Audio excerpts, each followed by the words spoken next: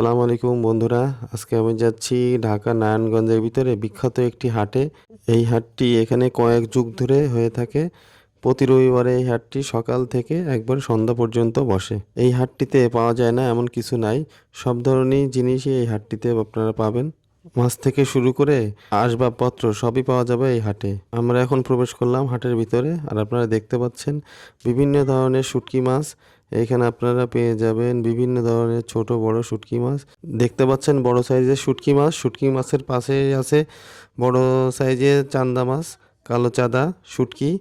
তার পাশেই দেখতে পাচ্ছেন ইলিশ, লবণ ইলিশ, খেতে খুবই সুস্বাদু, অনেকেরই পছন্দ লবণ ইলিশ। একটু সামনেই দেখা যাচ্ছে লইট্টা, লইট্টা শুটকি, দারুণ সুস্বাদু এই লইট্টা শুটকি। আমরা একটু হাটের ভিতরের দিকে যাব, দেখি আর কি কি ধরনের শুটকি মাছ পাওয়া যায়। আসলে বিভিন্ন ধরনের শুটকি মাছ আছে, মলা ঢেলা, পুঁটি মাছ, তারপর আপনার তেলাপিয়া মাছ, বিভিন্ন ধরনের শুটকি মাছ, চিংড়ি শুটকি, বিভিন্ন ধরনের চাপা শুটকি। চাপা শুটকিটা আসলে অনেকেরই পছন্দের। চাপা শুটকি এই দেখতে পাচ্ছেন, চাপা শুটকি। অনেকে আবার এটাকে শীতল শুটকিও বলে।